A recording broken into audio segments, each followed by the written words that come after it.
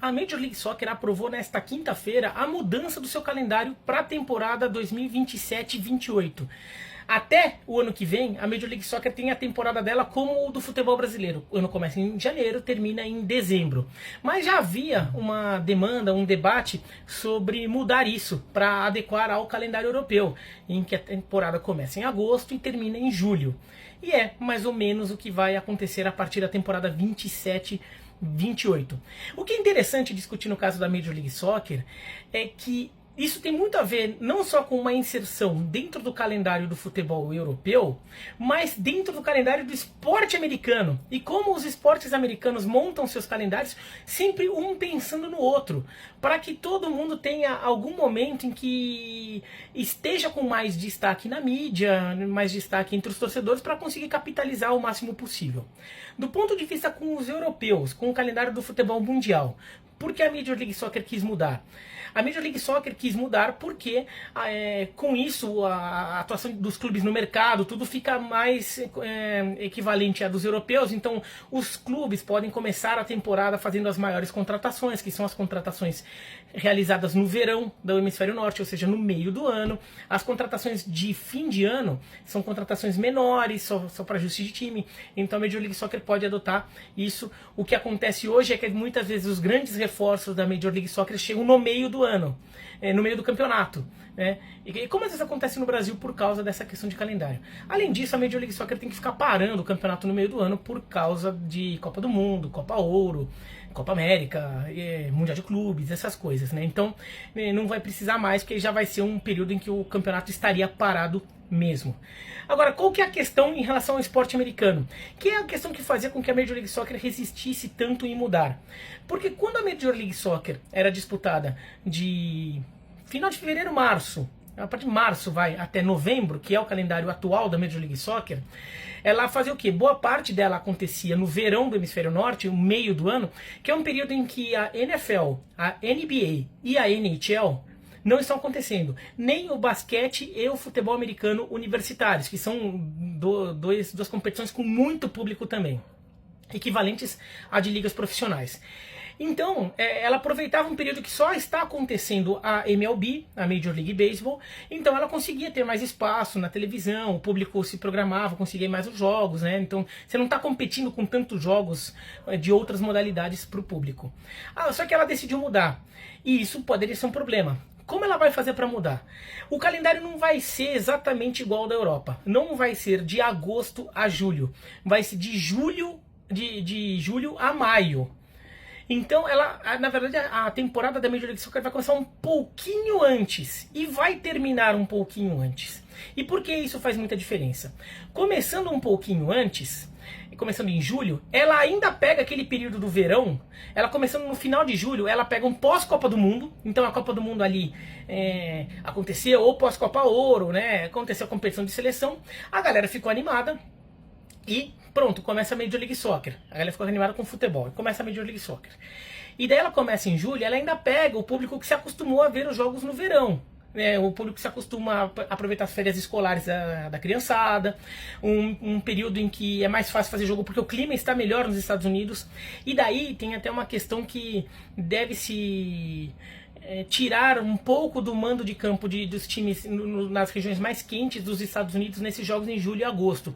Então times do Texas, times da Flórida, times da Califórnia, do sul da Califórnia, sobretudo Los Angeles, San Diego, talvez tenham menos jogos em casa nesse período, quando tiver só jogo noturno, alguma coisa assim, porque daí não fica tão quente, e fazer mais jogos no norte, onde faz muito frio no inverno. Então mais jogos em Nova York, Boston, Toronto, Montreal, Seattle, nesse período. E daí quando a gente vai chegando lá para novembro, aí começa a esfriar muito no norte, daí você faz mais jogos no sul, então os times do sul vão começar a mandar mais jogos, e os times do norte, só um ou outro pontual, justamente para evitar nevascas, evitar o período em que o clima não é adequado e o torcedor nem vai se sentir muita vontade de ir ao estádio naquela temperatura.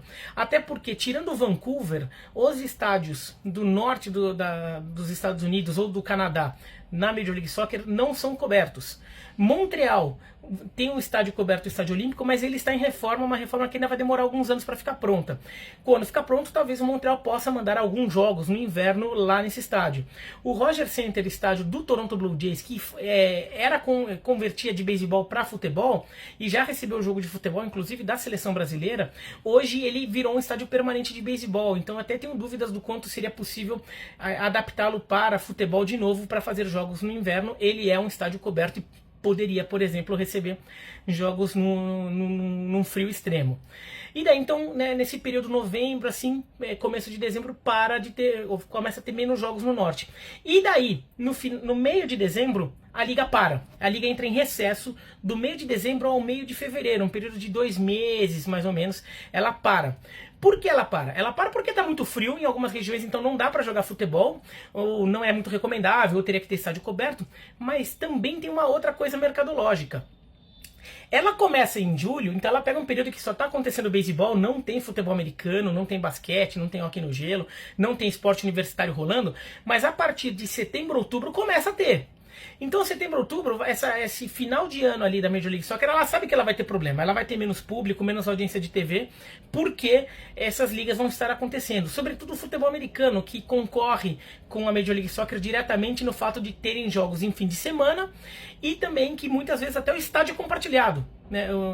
Tem time em Seattle e em Boston, os times da NFL e da Major League Soccer usam os mesmos estádios. E daí, entre dezembro e meio de fevereiro, é justamente a reta final da temporada regular da NFL e os playoffs da NFL. Não vai dar para competir. Você não vai conseguir levar gente para ver um jogo de futebol no meio da neve, nessa época do ano, sendo que tem NFL rolando. Não vai rolar. Então eles já param a liga. A liga vai parar, então, por uma questão não só climática, mas também mercadológica.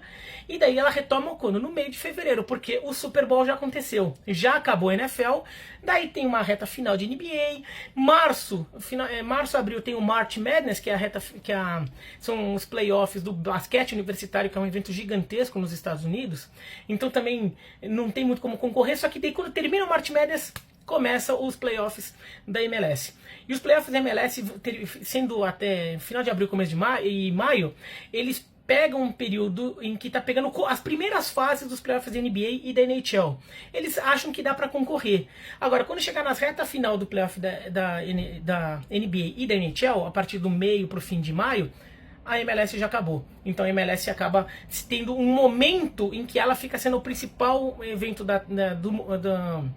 do ano, daquele momento ali, daquelas semanas no calendário esportivo americano, que é entre o final de abril e o começo de maio. Então eles estão contando um pouco com isso, justamente para conseguir encaixar o calendário do futebol europeu no calendário do esporte americano, sem que ela seja totalmente ofuscada pela NFL e pela NBA. Então é um jeito mais ou menos de fazer. Ela termina no meio de maio. A partir daí, os jogadores que vão jogar alguma competição de seleções já se reúnem para começar a treinar nas suas seleções para jogar em junho Copa do Mundo, Copa Ouro, sei lá o quê. E as férias mesmo dos jogadores não seriam em junho, seriam em dezembro e em janeiro, né? Então os jogadores teriam férias nesse período, por isso até eles conseguiriam emendar as competições de seleções no meio do ano. Então, de alguma maneira, o calendário nem muda tanto. A única coisa é quando você vai determinar que ele começa, porque as férias continuariam sendo no fim do ano. Só que o início fica marcado em julho e não em janeiro, fevereiro.